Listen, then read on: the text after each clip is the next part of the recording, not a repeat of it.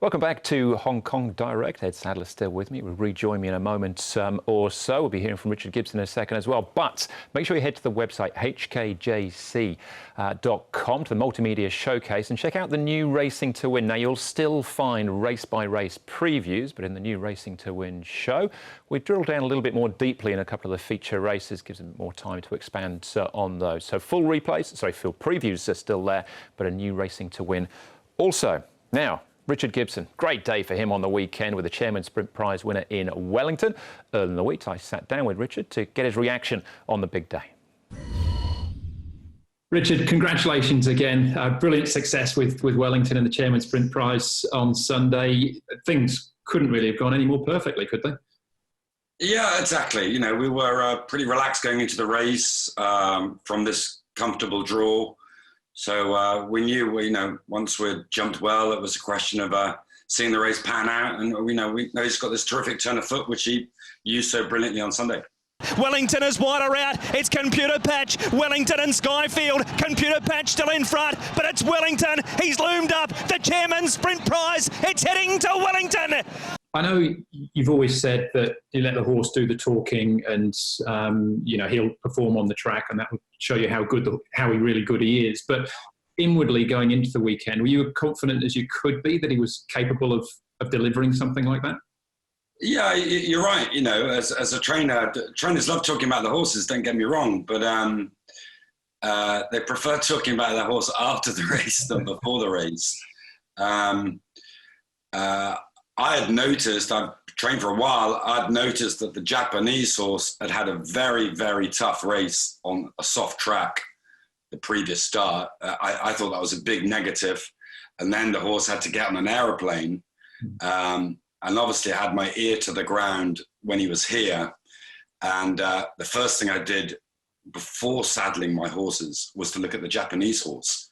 And I'd seen him in December and marvelled at his condition.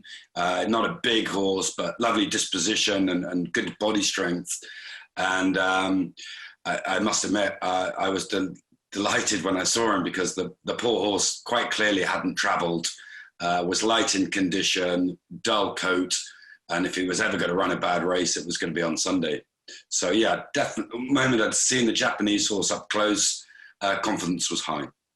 Yeah, and now he's confirmed himself as a Group 1. As I assume he's done for the season now. You're just planning for the future. Yeah, absolutely. You know, there's no point running him back in 3 weeks' time. It was a pretty quick run back from the previous race. You know, we only had 20 days to recover.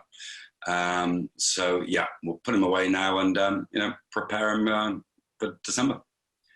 You've never been one to be frightened of travelling horses in the past either. I know he's just a 4-year-old, so it's a long time, and December, I suppose, is the sort of short, medium target. But would you consider, Dubai or Europe or something down the track? Well, you can guess they've got eminent colleagues in the training hut. There's been lots of Everest talk in the last couple of weeks. We'll look at options, but I haven't discussed with the owner any other outside Hong Kong options for the horse. And speaking of the owner as well, I think I read that you said that they've been with you pretty much from the start of your time here in Hong Kong. A quick word on the Changs? Yeah, and I very much wanted to say a big word after the win. They were my first owners in the yard. The horses, they had a PPG arrived when I arrived. So he's been with me all the way through, and they're a lovely family, and both his daughter and son, Jeffrey, who's in the horse, have now got their permits. So it's great to be able to repay them with such a good horse.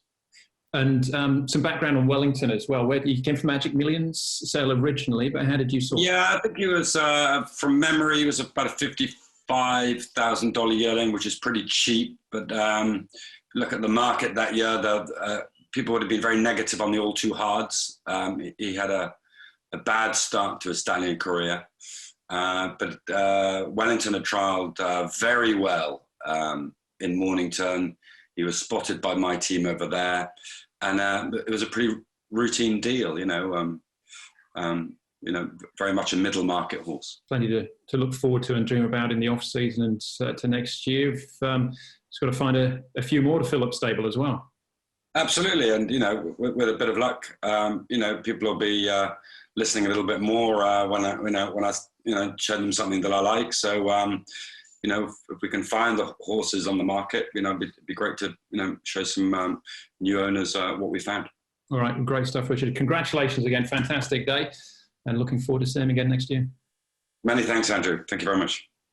A couple of really interesting points out of that, Ed. The comments Richard made about Dan on Smash, and you can only train your horse, but you've got to be aware of your opposition as well. And the talk about the Everest as well, I sort of laughed it off because I thought it was just training stand banter. But speaking to Rich again afterwards, said he hasn't ruled it out, hasn't been ruled in either. But it's mid-October, it sort of fits into the schedule, doesn't it, as well? It would, yes. Well, on the Dan on Smash point, he was the horse that they all had to beat. When we looked at the race this time last week, it was Dan on Smash wins or who else wins, and Wellington was the best fit for that rival, really, because apart from being a little bit disappointed, albeit with excuses in the Sprint Cup, he was the rising star of the sprinting regs here in Hong Kong. We didn't really have a proven sprinter here. And then as far as the Everest talk goes, yes, would fit in mid-October, would give him a couple of months lead in towards the Hong Kong Sprint, and would be great to see how he would go against the Australian horses on their home turf. Or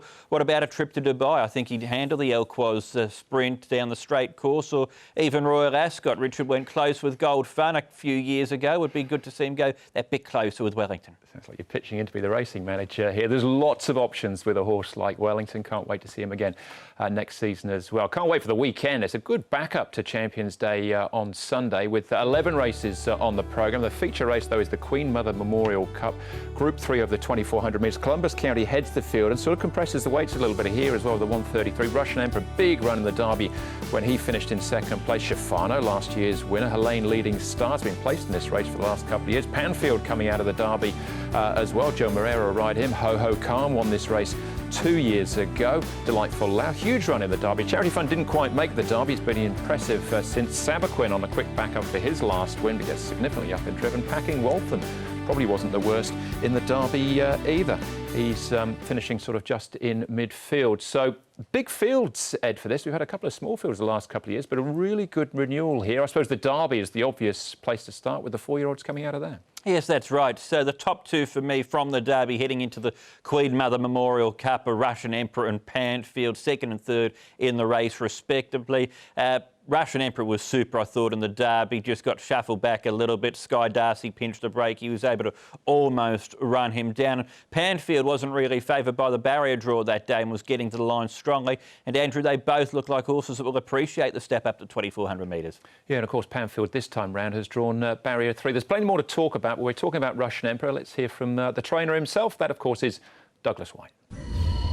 Douglas, Russian Emperor, we haven't seen him since the Derby. How's he been? Yeah, he's been ticking along nicely. He's obviously pulled up well from that race. I thought his trial 10 days ago was pretty encouraging, so he seems to have held his form. Steps up to 2,400 metres. He raced over it once in the UK in a strangely run English Derby. Do you think he'll relish the distance? I think he will. I think his racing pattern and the way he presented himself in the Derby suggests that the 2,400 wouldn't be a problem. I don't think you can read much into the Epsom Derby. It was a muddling affair, and so I'm not going to be too guided by that particular form. But my horse is in good condition. He's come along in leaps and bounds at his last couple of runs, but is there more to come from him? I think so. I think that I've only just started to understand him, and he started to really understand and start to physically enjoy Hong Kong. His first 2 runs were obviously nowhere near where his fitness level and both mentally and physically were, but I think his last 2 runs where he finished second in both of those, it was there to be seen that he's improving, and he's a lovely horse for the future.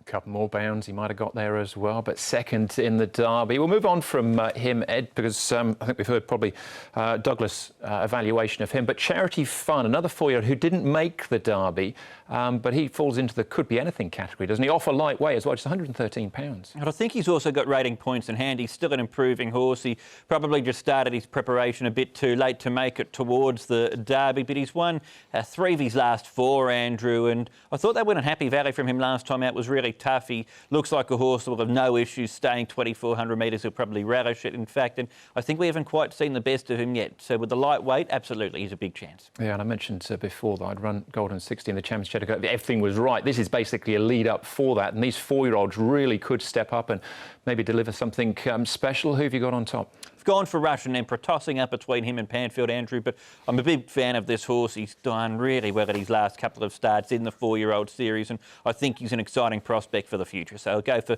Russian Emperor to win for the first time in Hong Kong in the Queen Mother Memorial Cup. Yeah, I think he's probably the one to beat as well, but there's a deep field. There's plenty of chances in there as well, but I'm definitely siding with the 4-year-olds. That's the Queen Mother Memorial on the weekend with the 11 races. Back to Happy Valley next Wednesday night, and then a Saturday programme for us at Sha Tin next, which is the 8th of May already. We're ticking through them very quickly, aren't we? All right, that's it. Ed, looking forward to a big weekend of action. The Queen Mother and the Griffins are back as well. That's right. Turbo Power trying to make it back-to-back wins, so a lot to look forward to right throughout the 11 races coming up this weekend, Andrew. Great stuff. Thanks, Ed. Enjoy the racing then on the weekend. We're going to leave you this week with the Queen Mother Memorial Cup from 2018. And Exultant, as a 4-year-old then, won this. And, well, the rest, as they say, is history. So enjoy this. We'll see you again on Sunday. Bring all the action from Hong Kong direct to you. So it's Exultant now in the Queen Mother Memorial Cup with a mid-race move, sliding by the 700 metres, 3/4 to Prawn Barbar, who's shown the Persuader, Hapalar Baby, then Goldfield being passed by Eagle Way. Doyani's under the stick now too with Rickfield as they come up to the corner where Exultant, he's gone a fair way out, but he stays on quite strongly. Prawn Barbar trying to stick with him. 3 back then to Eagle Way, followed then by Goldfield, Hapalar Baby, Doyani and Rickfield, but Exultant's in full flight at the 300 metres. 4 lengths clear from Prawn Barbar. Doyani's running into 3rd. Eagle Way can't lift his legs, but Exultant in full flight in the Queen Mother Memorial Cup. 6 lengths in front from Doyani and Prawn Barbar, who'll battle out the minors, but it's a one-act affair. Exultant trots in. Exultant by 6 lengths.